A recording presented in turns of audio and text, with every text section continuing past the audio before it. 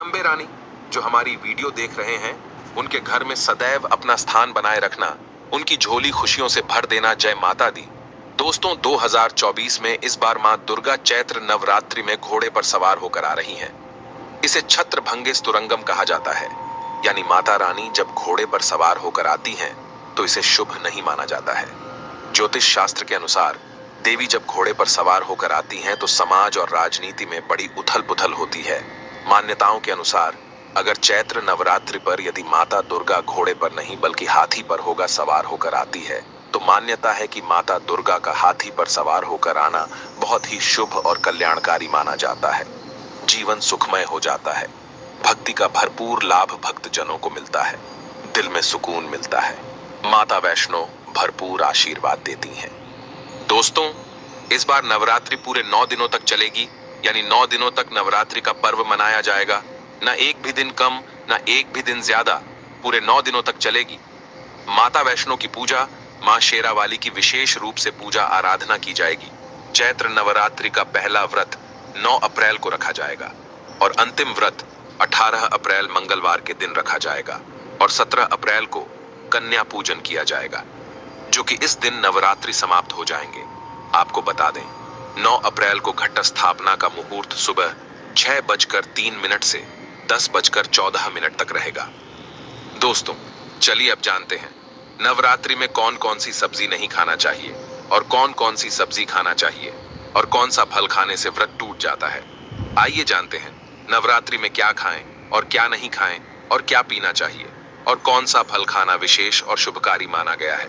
आज हम आपको विस्तार से बताएंगे, लेकिन आगे बढ़ने से पहले कमेंट बॉक्स में अपनी राशि जरूर डाल दीजिएगा।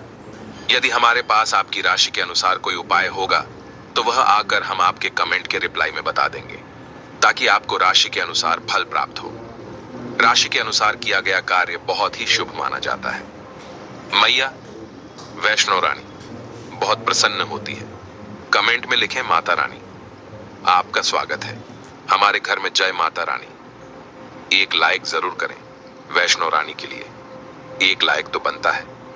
दोस्तों, शास्त्रों के अनुसार बताए गए व्रत चाहे किसी भी प्रकार के क्यों ना हो, उनसे जुड़े पालनों का नियम करना अति आवश्यक माना जाता है, क्योंकि जो मन के मुताबिक किया जाए वह संघर्ष नहीं कहलाता। कहा जाता है कि मनोकामना को पूर्ण करने के लिए थोड़ा सा संघर्ष यानी कि तपस्या तो करनी ही पड़ती है। इसीलिए ऐसी मान्यता है कि व्रत को पूर्ण विधि विधान से किया जाना चाहिए, तब आपको व्रत का पूर्ण लाभ फल प्राप्त होता है। अति उत्तम और शीघ्र दीर्घायु वरदान प्राप्त होता है। आपकी सभी मनोकामनाएं शीघ्र मैया रानी पूर्ण करती हैं। ऐसे व्यक्ति को मरने के बाद माता रानी के चरणों में स्थान मिलता है। वह सदैव मां की सेवा करता है। ऐसा भक्त स्वर्ग लोक में जाता है। इसीलिए हर शास्त्र यही कहता है कि सच्चे दिल से अगर आपके मन में ईश्वर के प्रति श्रद्धा हो तो बिन पूजा पाठ के ही सारा फल मिल जाता है, और अगर मन में ईश्वर के प्रति शंका हो तो उस मनुष्य को कई जन्मों तक सुख नहीं मिलता, वह नरक में ही भटकता रहता है। भागवत गीता में भगवान श्री कृष्ण ने स्वयं कहा था, जो मनुष्य सच्चे हृदय से ईश्वर को पुकारता है तो उसका नाता उस शक्ति से जुड़ जाता है जिसे आपने सच्चे हृदय से पुकारा था। इसलिए भगवान भी कहते हैं कि सच्चे हृदय से ही ईश्वर को पुकारो तो वह आपकी हर मनोकामनाओं को पूर्ण करते हैं। दोस्तों, कई लोग ऐसे हैं जो भगवान के सामने घंटों पूजा पाठ करते हैं तथा रोते हैं, फिर भी भगवान उनकी कभी नहीं सुनता। दरअसल जब आप सच्चे मन से ईश्वर को पुकारते ही नहीं हैं, तो भला वो आपकी पुकार कैसे सुनेंगे। दोस्तों, ये तो थी वो बातें जो भक्त और भगवान के बीच की है।